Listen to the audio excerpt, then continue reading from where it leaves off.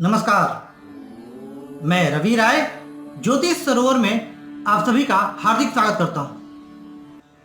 प्रिय दर्शकों, अपनी आज की वीडियो में हम चर्चा करेंगे सूर्य की महादशा के बारे में और वृषभ लग्न की कुंडली में सूर्य की महादशा क्या परिणाम प्रदत्त करेगी। साथ ही मैं आप लोगों को यह बता देना चाहता हूं कि हमारे आज की वीडियो में भी 2 दर्शकों के प्रश्नों का चुनाव हुआ है।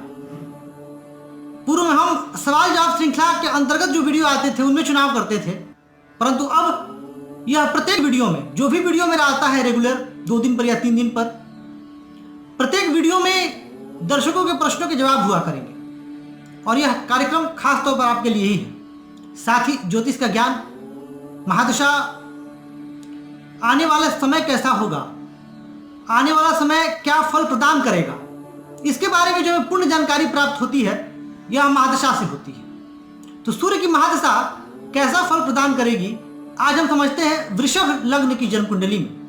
देखिए,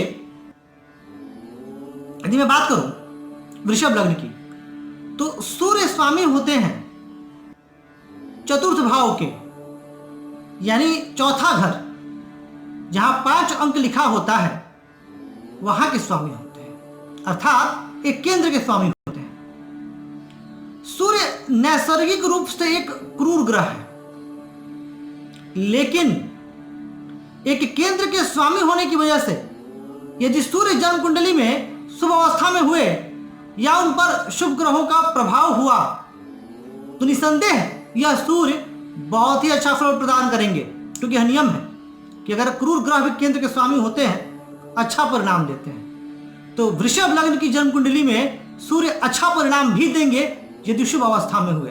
अब आगे चर्चा करेंगे कि हम सूर्य को कब शुभ समझें, सूर्य को कब अशुभ समझें। अब शुभ फलों को जान लेते हैं। देखिए, यदि सूर्य शुभ हुए तो चौथा भाव किन चीजों को दर्शाता है, अब आपको सहज अंदाजा लग जाएगा। जब सूर्य की महादशा आएगी तो इन चीजों की प्राप्ति होगी। चौथा भाव दर्शाता है भूमि के सुख को, चौथा भाव दर्शाता है भवन, जमीन, जायदाद, माता, वाहन, जनता में लोकप्रियता, इन सुखों को दर्शाता है। तो यदि चतुर्थे शुभ हुए, सूर्य की महादशा वृषभ लग्न के लिए अत्यंत श्रेष्ठ फलदायी होगी। सूर्य की महादशा में जातक को भूमि से लाभ, वाहन से लाभ, जमीन जायदाद की प्राप्ति, माता का विशेष स्नेह, इन सब शुभ फलों की प्राप्ति होगी। जातक पर राज्य कृपा भी बनी रहेगी। जातक यदि कोई व्यवसाय करता है तो जातक को उस व्यवसाय में भी सफलता मिलेगी। लेकिन यदि यही सूर्य निर्बल हुए, अशुभ हुए, पाप पीड़ित हुए, अंश बल में कमजोर हुए, अर्थात अशुभ हुए, तो फिर ये सूर्य जातक को पूर्ण लाभ नहीं दे पाएंगे। फिर सूर्य की महादशा अच्छी फल नहीं देगी। इसके अशुभ परिणाम क्या होते हैं मिलेंगे, हम ये जान लेते हैं। सूर्य के अशुभ परिणाम में जमीन जायदाद से हानि, भूमि विवाद, कभी कभी अपयश का भी सामना करना पड़ सकता है, राज्य हानि, अर्थात यदि सरकारी नौकरी में कोई जातक है तो हो सकता है कि उसका डिमोशन भी हो जाए या कई बार सस्पेंशन तक की भी स्थिति आ सकती है। माता के स्वास्थ्य में हमेशा एक गड़बड़ी बनी रहेगी या माता का पूर्ण स्नेह, पूर्ण सुख नहीं मिल पाएगा।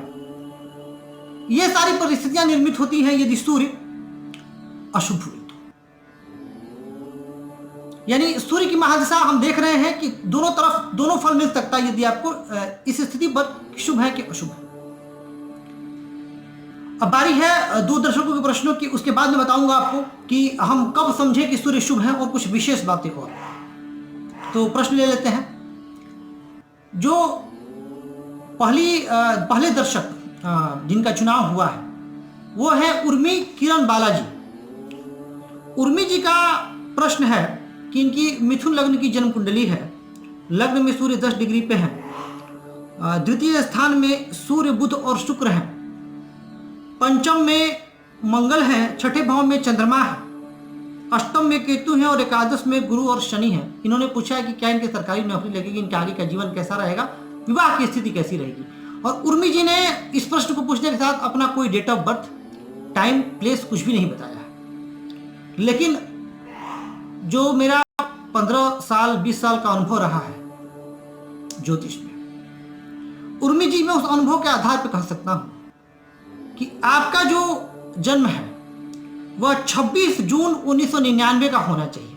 आप बताइएगा जरूर मुझे मैसेज करके, डेट ऑफ बर्थ आपका यही होना चाहिए। और आपका जो जन्म है वो सुबह 6:30 बजे के आसपास का होना चाहिए।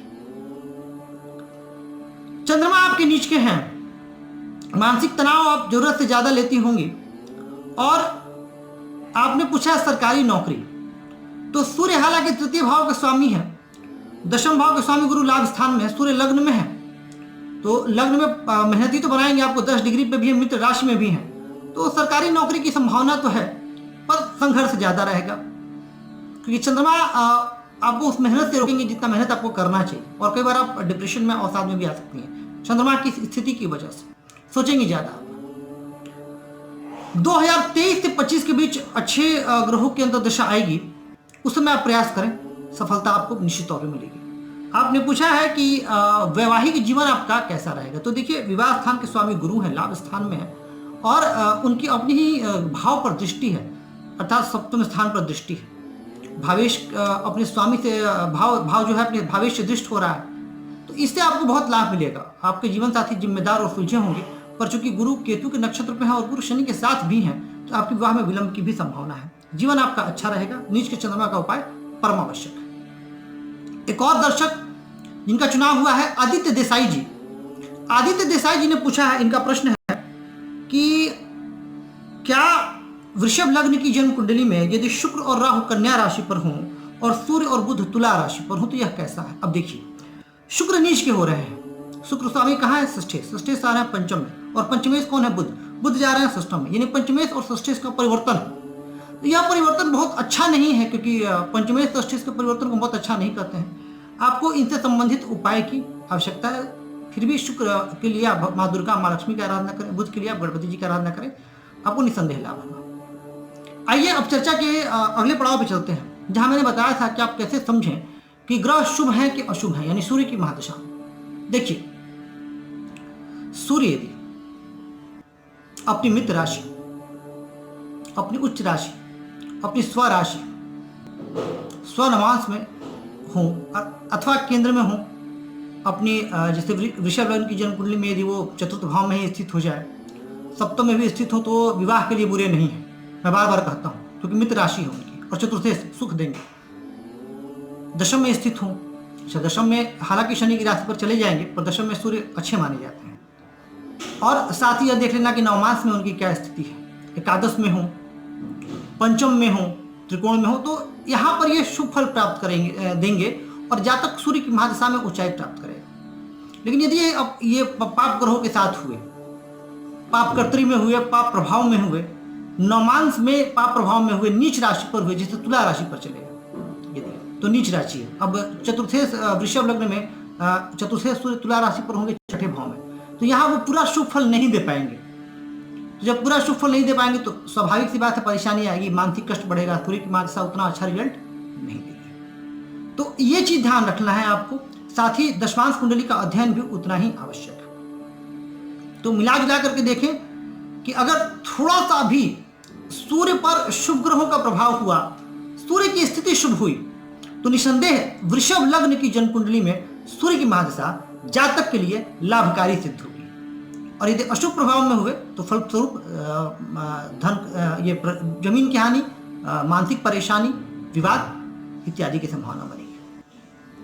तो दर्शकों, आज का यह कार्यक्रम था जहां हमने सूर्य की महादशा की चर्चा की वृषभ लग्न की जन्म कुंडली में। यदि आपके मन में भी ज्योतिष से संबंधित कोई प्रश्न है, ज्योतिष से संबंधित कोई जिज्ञासा, तो आप निसंदेह चैनल के किसी भी वीडियो पर कमेंट करके पूछें।